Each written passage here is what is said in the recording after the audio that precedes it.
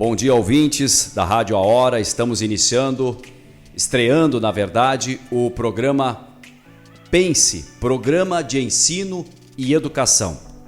Ao longo dos últimos 3 anos, o Grupo A Hora tem se esmerado e tem se dedicado a contextualizar e principalmente difundir a educação. Para isso, convidou os seus parceiros que, junto com a Hora, foram às escolas, foram às entidades, disseminaram a educação propriamente na palavra dita. E com muita alegria hoje, neste primeiro painel no rádio que nós estamos fazendo na manhã deste sábado, eu quero destacar aqui as presenças dos senhores Hugo Schinemann, médico oncologista, diretor do CRON, seja bem-vindo. Bom dia. Da secretária de Educação de Lajeado, senhora Vera Plain, bom dia. Bom dia. A Andréia Hexigel, ela é professora, vice-diretora da Escola Francisco Oscar Carnal e da Escola Estadual de Ensino Médio Santo Antônio, aqui de Lajeado. Bom dia, André. Bom dia, bom dia.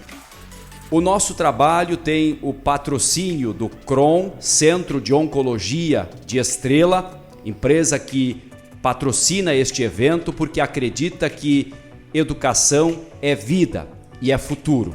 E Dale Carnegie, escola de treinamentos e que nos dá este suporte técnico da mesma forma.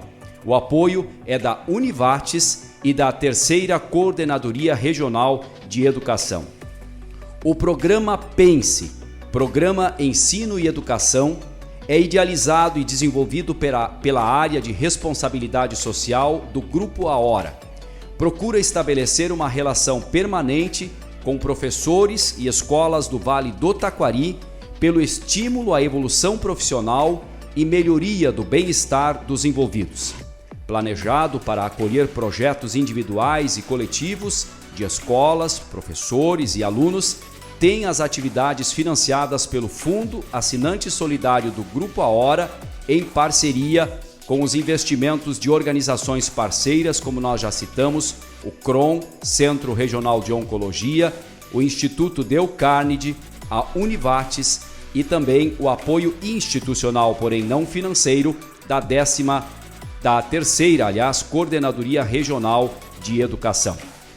Nós estamos na Rádio A Hora e, além da transmissão pelos microfones e pelo dial da 102.9, este programa também está sendo filmado e está sendo apresentado nas redes sociais e todas as plataformas digitais do Grupo A Hora. A partir deste sábado, sua estreia, e a partir dele, os próximos, sempre às 11 horas até às 11h45, o ouvinte e também o telespectador que depois quer acompanhar pelas redes sociais ou mesmo pelo podcast, pode nos acompanhar nesta programação especial em favor da educação. Senhores, estamos em quarentena, estamos em época de pandemia, uma situação atípica, por muitos de nós nunca vivida antes, e nós temos uma pauta hoje por demais fundamental. Nem sabemos onde começar, porque a educação foi impactada de uma maneira, assim como todos os demais setores, mas é da educação que emana toda a sociedade e todo o senso crítico que uma cidadania exige, uma democracia requer e um país precisa para se desenvolver. E a minha pergunta inicial e provocação deste painel, deste debate, é justamente isso. Como os professores estão neste momento, como eles estão encarando, e aí nós temos a professora aqui, como os alunos estão encarando tudo isso, e aí temos a nossa diretora, secretária municipal de educação, e como os pais estão enfrentando tudo isso. E sob a ótica de saúde, doutor, o que isso implica em nossas vidas, dos nossos pais, dos filhos e também de nossos professores. Ou seja, só nesse começo de conversa já tem tema que não termina mais. Dá programa até o fim do ano. Vamos aos professores. Professora, começar com quem é o propósito maior deste projeto, como é estar em quarentena, estar dando aula eventualmente via distância, tens colegas que estão fazendo isso. Alguma outra oportunidade tu tiveste este tipo de desafio pela frente? Enfim, fique à vontade, se quiseres também retirar a máscara aqui, a gente cuidou para manter o distanciamento adequado, no mínimo 1,5 metro um do outro, exatamente para que a gente pudesse fazer esse debate e pudesse conversar e discorrer sobre o que nós nos propomos. Bom, eu acho que é um desafio, né? Foi um desafio. A quarentena, assim, ela acabou pegando as pessoas de surpresas de um modo geral, né? E a nós, professores, que, então, vamos né, encerrar o ano letivo, as crianças presenciais na escola, e nos organizar para enviar as atividades, para fazer esse trabalho EAD, né? E como fazer isso numa realidade, né, na qual nós trabalhamos, que é uma realidade de periferia, né? Onde o acesso, onde a internet, né, é tudo mais difícil, né? Então, nós somos uma equipe, assim, formamos na nossa equipe diretiva, conversamos, acionamos os professores, vimos a melhor metodologia para estar alcançando, né, os nossos estudantes, os professores no seu planejamento, né? E hoje nós consideramos que estamos conseguindo atingir os nossos alunos. Tudo de forma pelo celular, por grupos de WhatsApp, e também com entregas de materiais em mãos, para aquelas famílias que têm aquela dificuldade da tecnologia. E como é que está o íntimo da professora? Como é que está a atenção, o estado de espírito, o psicológico da professora? Como eu vi uma colega essa semana falando, eu estou vencendo a minha timidez, eu estou vencendo os meus medos, porque estão gravando vídeos, né, conversando com os alunos. Eu tenho filhos também, então eu tenho a experiência de ser mãe de crianças que estão com esse estudo e, ao mesmo tempo, professora. Então, eu acredito que todos os professores estão assim vencendo, estão se superando nessa nova, né, sistemática que se apresentou a eles, né? Porque nunca vivenciamos algo desse tipo. Eu tenho, né, já alguns anos de educação e eu acho que todo mundo está assim se desafiando, mas eu vejo positivamente. Eu vejo muitas coisas positivas desse momento, porque eu vejo um estreitamento entre aqueles pais que às vezes não vinham para a escola para conversar, e daqui um pouco, por uma mensagem para o professor, para nós, equipe diretiva, vem colocar as suas angústias, vem colocar as suas demandas, e nós, de um jeito ou de outro, porque nós temos aqui em Lajeado uma rede de apoio bem grande, pelo Pacto pela Paz, com o Ministério Público, então a gente acaba, assim, de um jeito ou de outro, auxiliando essas famílias nas suas carências. Então, eu acho que toda essa pandemia, ela tem a questão triste do lado dela, mas a gente espera, eu sempre espero que, depois de tudo isso, nós temos que sair muito melhores, seres muito melhores disso tudo, e professores melhores. Professores mais dedicados, professores mais atentos, professores criativos, porque é isso que está nos cobrando, fazer uso da criatividade, de criar. De eu pensar na minha casa como a informação vai chegar no meu aluno que está lá no primeiro ano do ensino fundamental, ou que está lá no pré, que não sabe recortar muito bem, que não sabe colar muito bem. Então, o professor está se recriando, né? Está aprendendo. Que coisa, né? Bacana isso. Então, é um desafio, mas eu acredito, assim, eu vejo muito um lado positivo pelas coisas que eu estou percebendo na minha vida pessoal, assim, acompanhando esse trabalho. Hugo, é bom ouvir isso, né? No meio de tanta notícia ruim, é só catástrofe, a gente liga a televisão, é só desastre, é só a gente ouvir alguém dizer assim que nós estamos aprendendo, quer dizer, vai ter, eu imagino que passado essa tragédia toda, a sociedade vai ter que fazer uma reavaliação do que aconteceu, por que aconteceu, por que a gente não estava preparado. E aí olhar essas né, no caso as escolas, por exemplo, olhar, puxa vida, tem uma ferramenta, que é a ferramenta do vídeo, que a gente poderia ter isso como material recorrente da escola, não para usar nesse tipo de situação, mas para também usar nesse tipo de situação. E quando tu me diz que tu estás aprendendo, que o professor está aprendendo, se forçando a usar uma ferramenta digital que ele não está familiarizado. Eu, por exemplo, não saberia fazer um vídeo, né? Mas daqui a pouco tu tem que sentar ali e eu disse, olha, bota a câmera assim, bota a luz assim, agora vamos ver como é que ficou. Então agora vamos ver como é que fica se eu fizer o conteúdo. Porque não é a mesma coisa que uma sala de aula, mas ao mesmo tempo é o que temos. E eu acho que isso é importante colocar agora, né? Não existe nada melhor do que o afeto, do que o toque que a educação tem. Eu não tenho dúvida. Né? Mas o digital, ele vai, com certeza, depois disso tudo, vai agregar. Vai agregar porque o professor teve que se redescobrir, né? Então, aliado ao toque, ao afeto e à aprendizagem, a questão da qualidade da educação, dos conteúdos programáticos, né? Isso tudo é indiscutível, mas assim é mais uma ferramenta que daqui a um pouco muitos professores não estavam se dando conta antes que poderão utilizar. Sim. Secretária Vera, eu me imagino tu como secretária estares ouvindo isso, mas o que me chama a atenção na professora Andréia e o testemunho dela, a gente percebe que ele é verdadeiro, é genuíno e ele é democrático, porque ela tem conversado com colegas. Ela é diretora em uma escola de classe mais necessitada, né? É uma região não de classe média alta, é uma região que tem mais carência, mais dificuldades. Quer dizer, se estamos chegando neste patamar em bairros mais carentes, então tem esperança. A região da professora Andréia é uma região mais vulnerável, digamos assim, o território onde ela está localizada. Mas o que nós queremos em frente a toda essa pandemia, a todo este problema?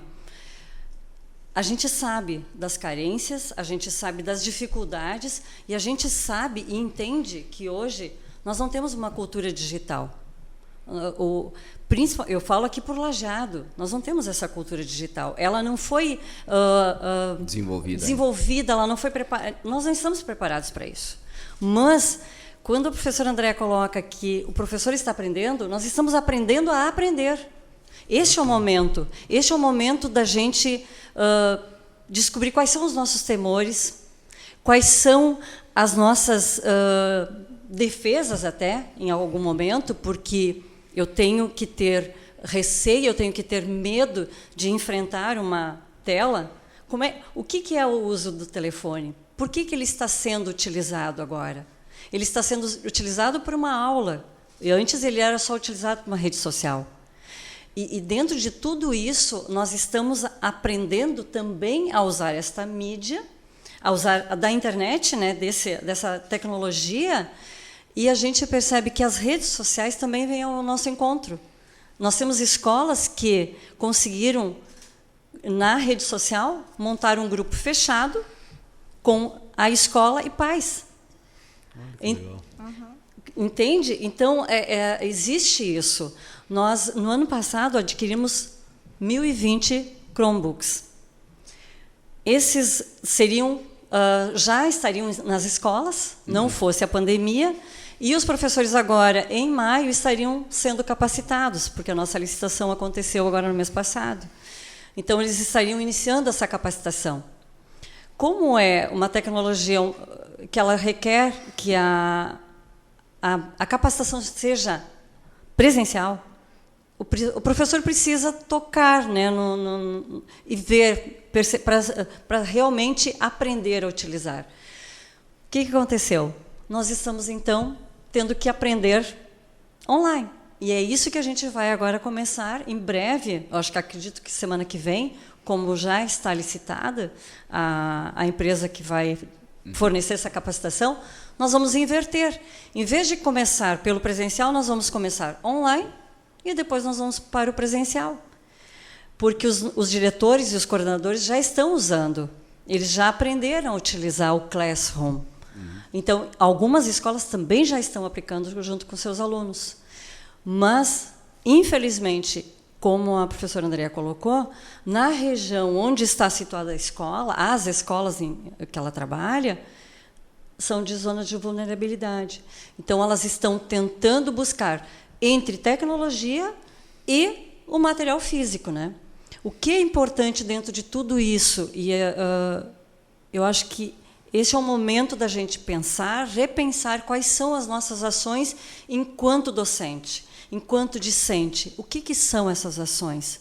É buscar atender. Eu, enquanto professor, eu tenho que tentar buscar atingir até meu último aluno. Que aquele que não tem realmente condições nem de ir até a escola para retirar o material, de alguma forma ele tem que chegar na escola. E isso, numa outra entrevista, eu conversando, eu coloquei ainda, aquele aluno, o pai que não puder chegar na escola, nós vamos dar um outro jeito de levar este material até a escola. E que não seja assim um exagero de atividades e tarefas. Elas têm que ter um propósito, para que a criança realmente, aquilo que estiver fazendo, seja importante para ela e tenha um significado. Então, legal. Pensando nesse lado, né, o que a gente pode, então, construir dentro dessa pandemia para que a criança, sim, ela guarde, é um momento difícil, é um momento complicado para todos, é um momento de tensão, e a gente está vendo que os pais estão ajudando. Estão ajudando não só com a questão de conteúdo, mas estão também aprendendo a lidar com algumas outras habilidades que podem também ser ensinadas para as crianças. Habilidades que elas vão levar depois no retorno à vida normal. Que sejam elas habilidades de trabalhar em casa, com um mural, um quadro de tarefas que podem ser organizadas, como arrumar cama, ajudar a fazer um bolo, hábitos de higiene, que também vão ser extremamente necessários, além daqueles que já existem normalmente. Então, são habilidades que eu posso trabalhar. De repente, nós pais estávamos um tanto ausentes e longe do que é a verdadeira educação dos nossos filhos, e a pandemia nos ensinou isso de volta? Poderia-se dizer isso? Eu acho que é um momento de pensar sobre isso, é um momento de refletir sobre isso. E acredito que muitos pais estão pensando a respeito disso. Porque era muito mais tranquilo. Vai para a escola. A criança aprende tudo na escola. É um momento, e é importante. Esse momento, escola, ele é extremamente importante. É um momento de interagir, professor e colegas. Esse é o momento ideal para a aprendizagem. Ela se fortalece na escola. Mas os pais começaram a ter um outro olhar agora. Porque eu sempre digo assim, eu fui ensinada antigamente, né? A educação é de berço, né? É de casa. A primeira educação, ela vem através dos pais. E o ensinamento ele se dá na escola, o conhecimento se dá na escola. Com a questão dos pais, pai e mamãe, trabalharem, isso passou para a escola. A escola começou a assumir esse papel. Então, eu acho que esse é o momento de pensar um pouquinho. O que eu posso fazer para o meu filho, para ele ainda melhor estar na escola? Professora, vocês têm percebido isso? Eu estava, enquanto que a dona Vera vinha conversando, eu me lembrei de um depoimento de uma mãe que disse: meu Deus do céu, eu preciso ajudar muito o meu filho, porque eu vejo que ele não está entendendo matemática. Então, veja bem, eu penso um pouco, essa tua pergunta é bem pertinente, eu acho, porque eu tenho 2 filhos, e depois da gestação e de ter aquele período, né, depois eu nunca mais fiquei tanto tempo com eles. Então, na nossa família, nós nos perguntamos sobre isso, né? A questão de estar mais presente fisicamente, né, com as nossas crianças. E eu acho que muitos pais, mesmo da periferia, eles estão curtindo mais, estão percebendo mais os seus filhos, estão mais presentes.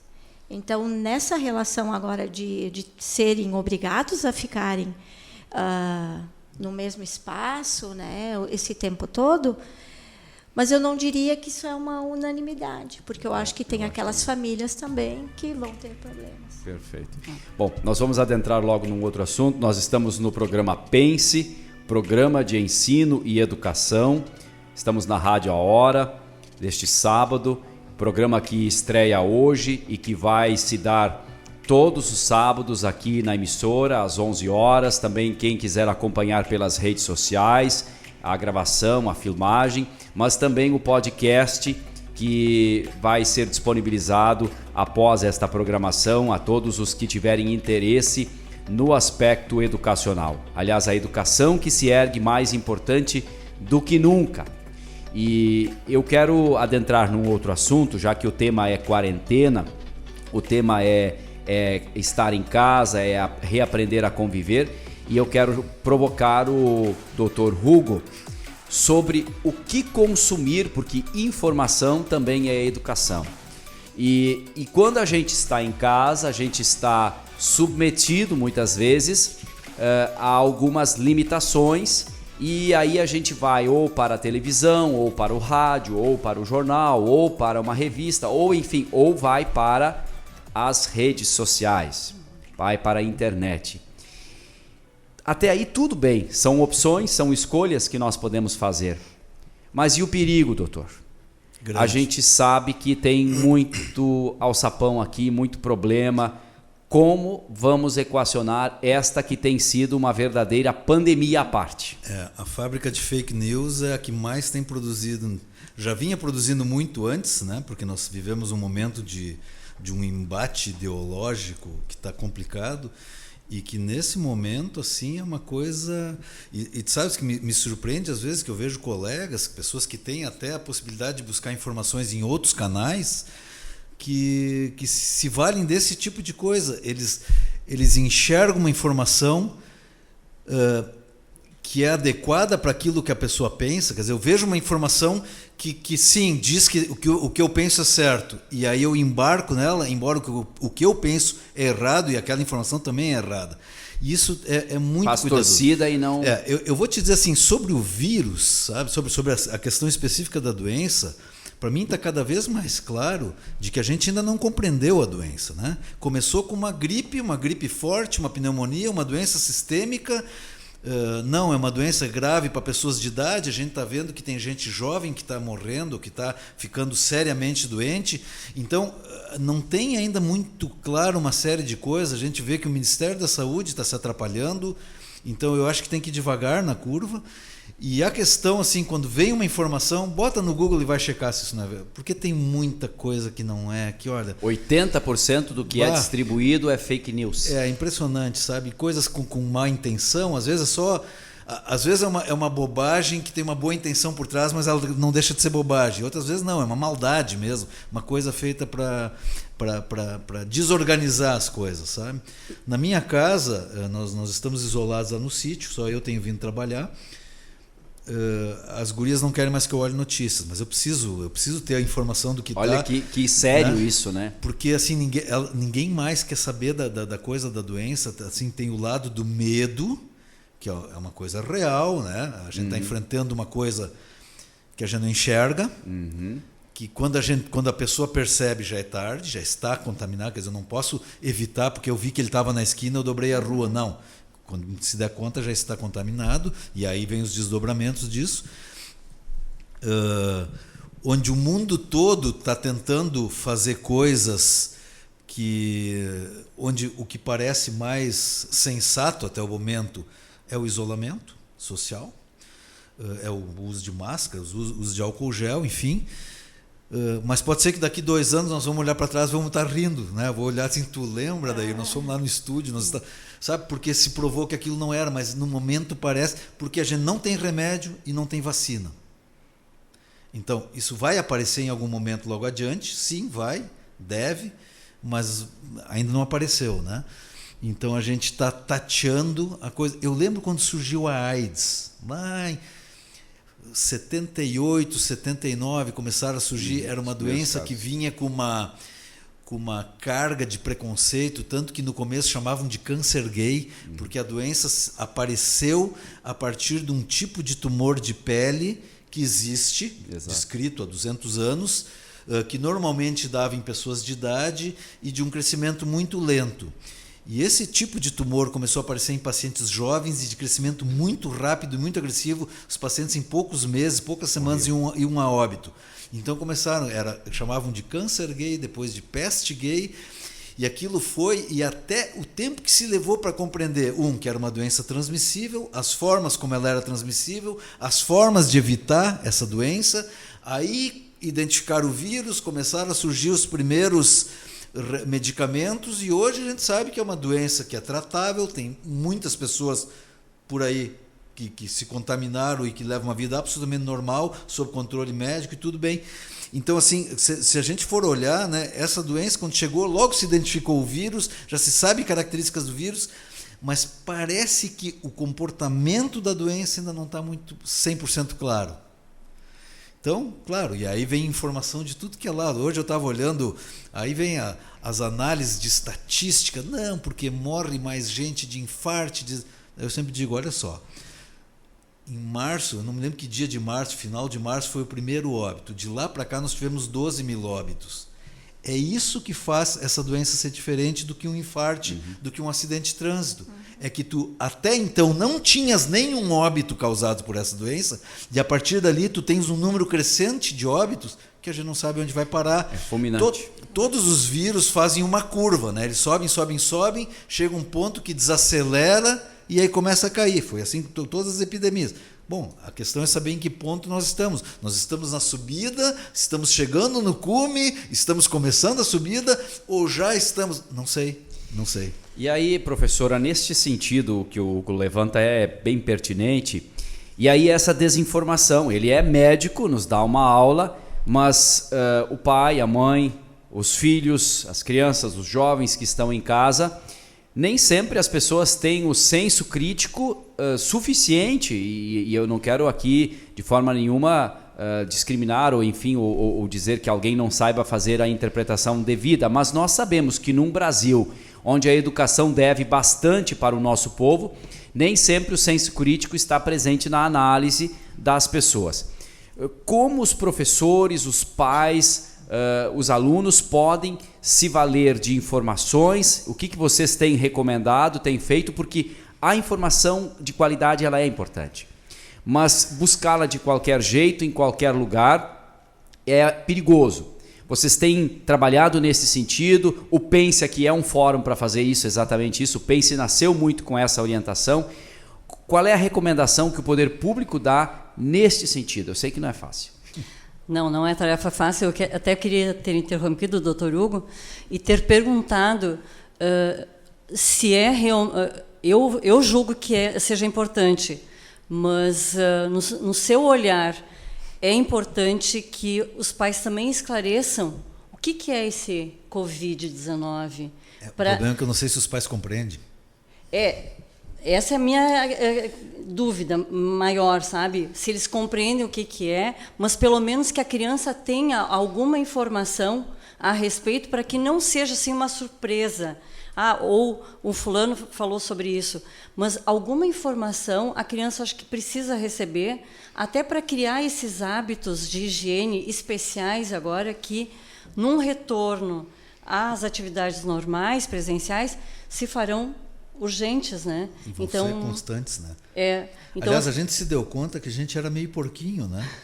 Se a gente for pensar que o que nós estamos fazendo é cuidando com o calçado na entrada da casa, lavando as mãos, evitar tocar a mão no rosto, né? Sabe? São coisas assim... Tá, mas espera aí, eu como médico, eu lavo muitas vezes ao dia as mãos, mas talvez eu não lave que chega, tem que lavar mais. E o calçado... sabe, eu acho que sim, eu acho que, em primeiro lugar, o pai talvez tenha que dizer para a criança que vai passar, número 1. Né? 2, é uma coisa séria, tem que ser tratado como uma coisa séria, mas não é o bicho-papão. Né? Uma grande parte das pessoas vai passar por isso e passou, não teve grandes repercussões. Alguns é claro que são olhares diferentes, a autoridade de saúde... Eu imagino que ela tem que olhar a questão da mortalidade, desse crescimento de número, para ter ações no combate disso. Mas, no geral, a grande maioria das pessoas vai passar por isso, né?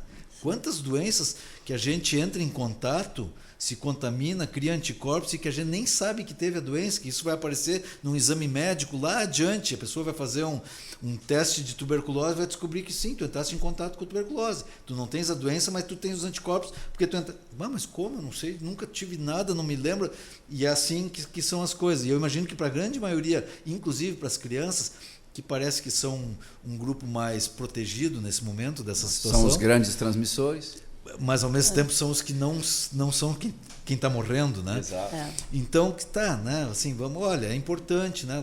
Os cuidados de higiene, isso vai ter que ser reforçado. Eu imagino que nas escolas isso depois vai ter que ser feito todo um trabalho. Diz, olha como é importante cuidar isso, cuidar aquilo, não botar a mão, não dividir um copo com o colega, né? Aí entram outras coisas que são tão comuns nessa idade, essa interação, né? Toma da minha Coca-Cola, te dou aqui, enfim.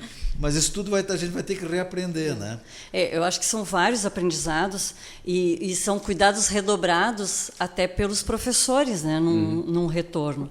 Mas quanto às atividades, o que é aconselhável?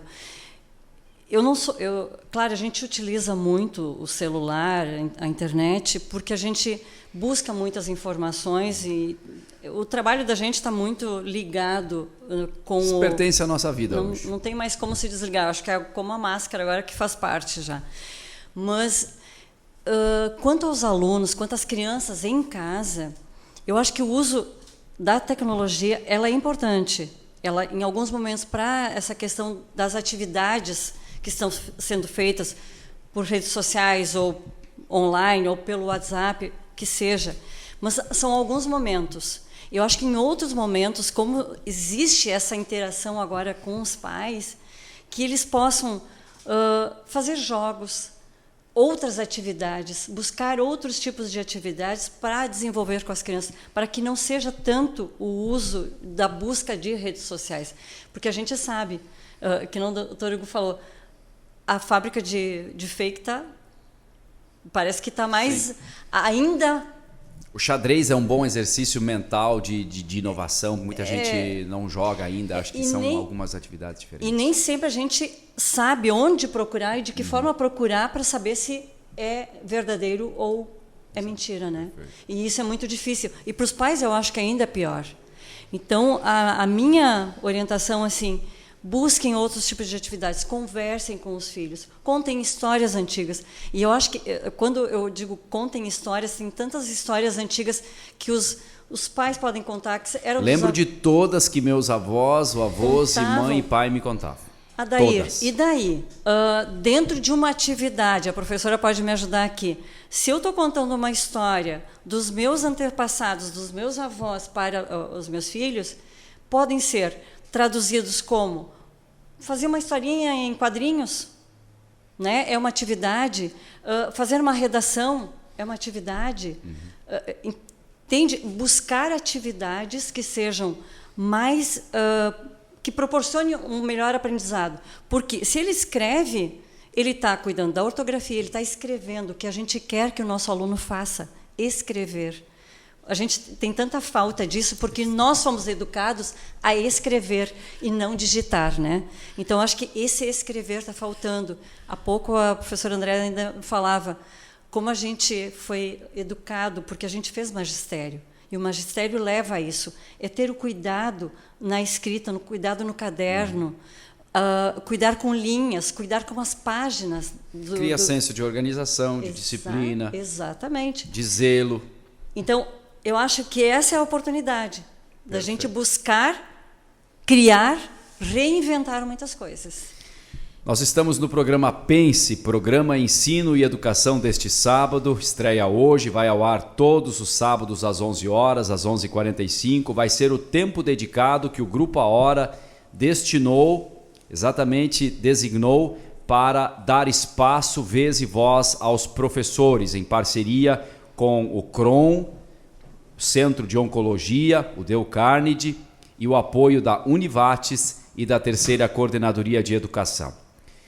O nosso último bloco, já se foi meia hora, né? O nosso último bloco, ele vai tratar de um tema, ele ele não é tão agradável, mas ele precisa ser abordado porque ele é muito espinhoso e, no entanto, está não só atingindo os professores, mas também os pais, os alunos e a comunidade em geral, que é o psíquico de quem está tendo que conviver com a pressão, com um novo modelo de vida, novos hábitos, novos jeitos, confinado muitas vezes dentro de casa, em cômodos pequenos, em cômodos menores, não estava mais acostumado a conviver daquele jeito. Mas tem que reaprender. Tá, e tem gente que não reaprende, tem gente que não consegue, e aí surta, e aí a confusão aumenta, e aí nós temos uma série de situações do campo psicológico, em onde as pessoas estão começando a tomar remédios contra a depressão, os suicídios que estão começando a surgir, que é outro problemão que nós precisamos tomar cuidado. Quer dizer, como nós vamos encarar isso e como nós vamos enfrentar tudo isso? Situação jamais vivenciada, né? E a gente jamais pensou que teria que enfrentar uma situação tão difícil. Quando iniciou ali em março, a gente já via na Europa, né, que como já estava dominado isso aí, e eles passaram ao confinamento, não em isolamento nem distanciamento, mas eles passaram ao confinamento, a gente começou a ler sobre isso. Claro que quando chegou em Lajeado, vamos parar, isso gerou muito medo, gerou um pânico muito grande. Eu confesso, a minha primeira reação foi de muito medo. Parece que assim... É a primeira reação numa situação como essa? Até que eu comecei a ler, buscar algumas informações, conversar com a minha filha, que mora também na Espanha. Então, ter um pouquinho mais de noção do que é realmente, do que a gente estava falando. E tomar essa decisão de fechamento, fecha a escola, nós estamos totalmente anormal. Porque hoje, o que estaríamos? Na escola, né? Cada aluno na sua sala de aula, cada professor com a sua disciplina, os pais trabalhando normalmente. Então, esse temor ele vem aumentando, de certa forma, porque a gente pensa que vai retornar e, quando tu vê, tu tem que voltar atrás. Tem testemunhos de colegas? Como é que tem sido? O que tu tens percebido, professora? Olha, nós temos... colegas que são do grupo de risco, né, que estão totalmente isoladas, mas a educação, os professores, eles são, eu acho que muito versáteis para tudo, né? O professor ele aprende, ele convive muito, se adapta fácil às...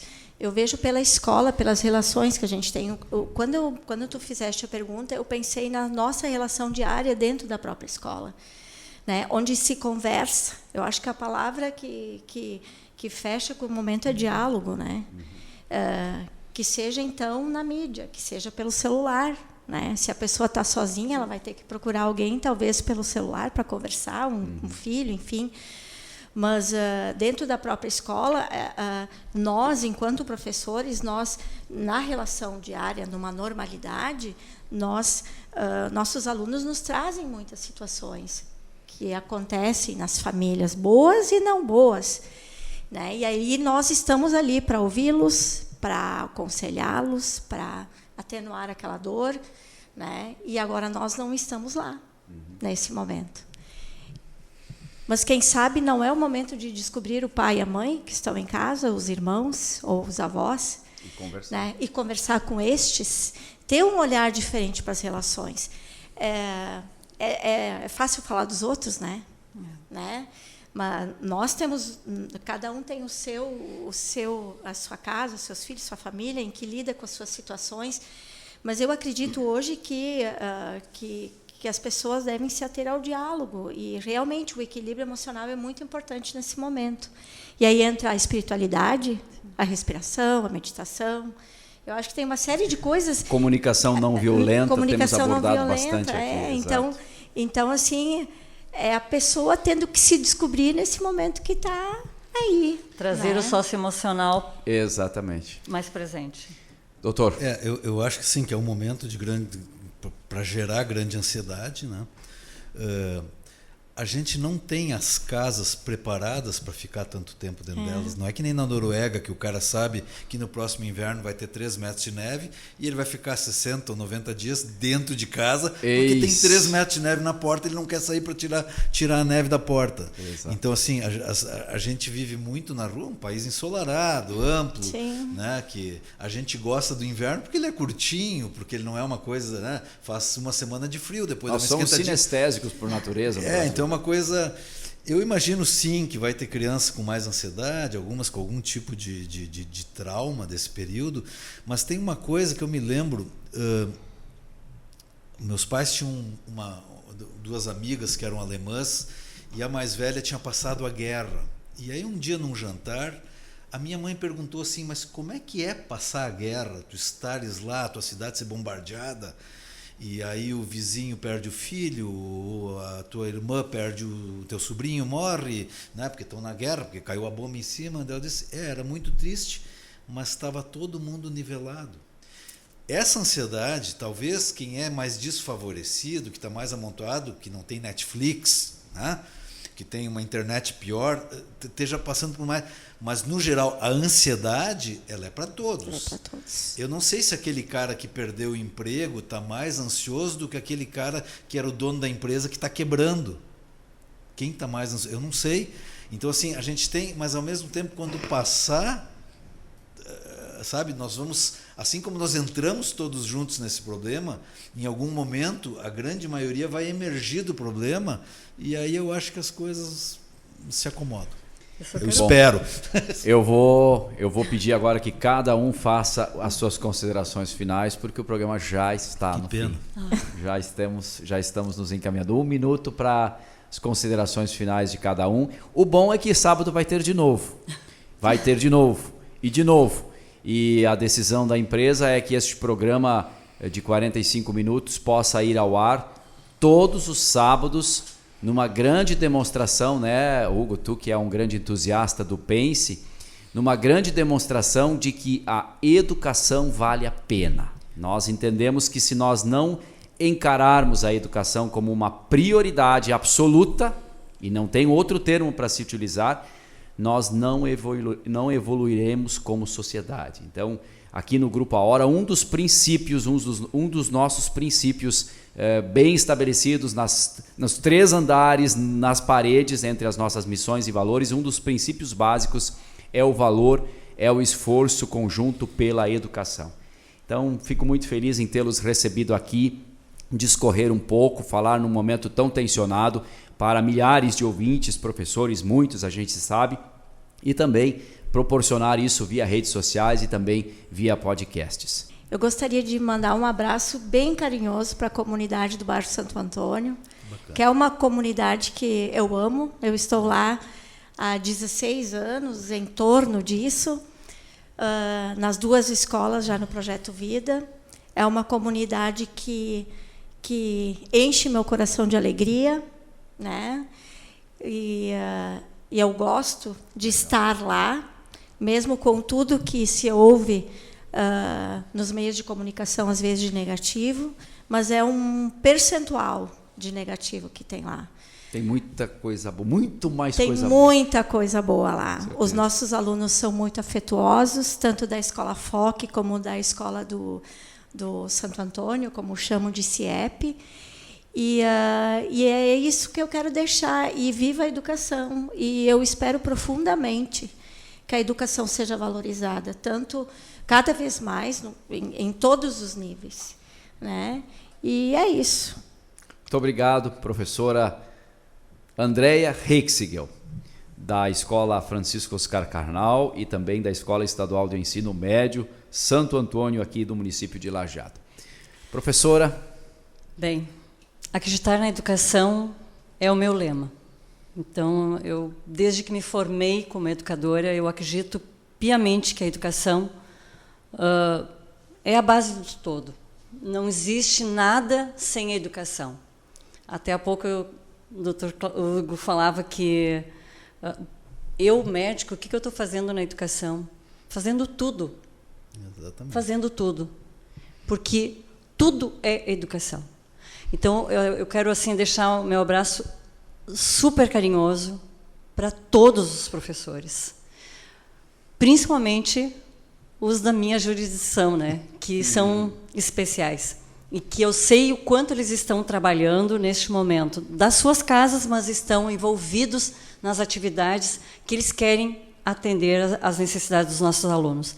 E dizer que eu sei o quanto eles trabalham, o quanto eles se dedicam, porque a gente já está tendo retorno.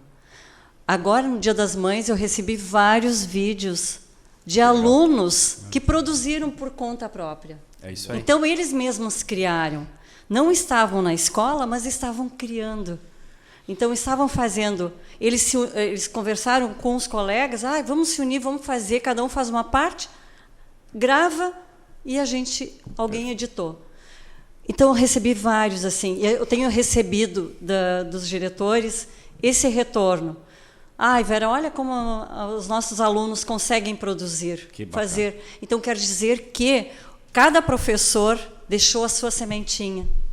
Então, o que a gente for fazer além disso, só vai aumentar ainda mais. E que a gente possa, sim, interagir com ele e buscar com que ele se motive cada vez mais, amadureça cada vez mais, para ele próprio buscar também esses caminhos. E quando do retorno, ele pode ainda contribuir mais ainda. Então, cada um fazendo isso, eu tenho certeza que a educação vai ser a grande chamada dessa pós-pandemia. Muito obrigado, Vera Plant, secretária de Educação de Lajeado. Hugo, para terminar. Bom, que eu acredito no PENSE, isso está muito claro, Sim. Porque eu acredito no futuro e sem educação não tem futuro.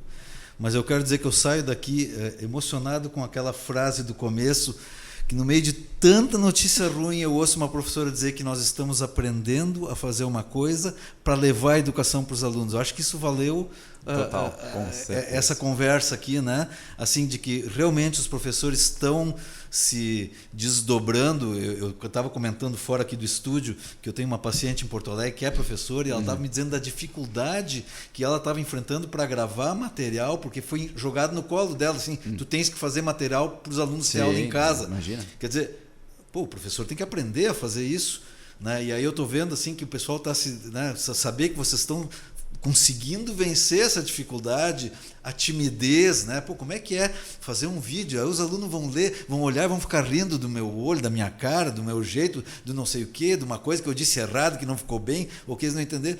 E que bacana que sim, né? Os professores estão se esforçando, estão conseguindo fazer, que chegue até o último, né? Porque se não chegar até o último, não completou a missão. Então, que chegue até todos os alunos.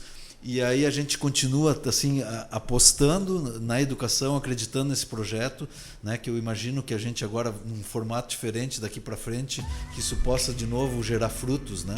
Com certeza. Obrigado, Hugo Schinemann, médico oncologista, diretor do CRON, vai estar aqui conosco praticamente todos os sábados, já requisitamos, né? E secretária, professora, muito obrigado por terem atendido o convite. O programa PENSE, Programa de Ensino e Educação, volta no próximo sábado com o patrocínio do CRON, Deucarnegie, Univates e apoio da 3ª Coordenadoria Regional de Educação.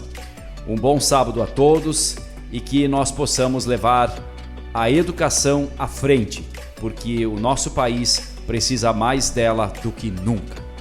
Todos um bom dia e um bom fim de semana.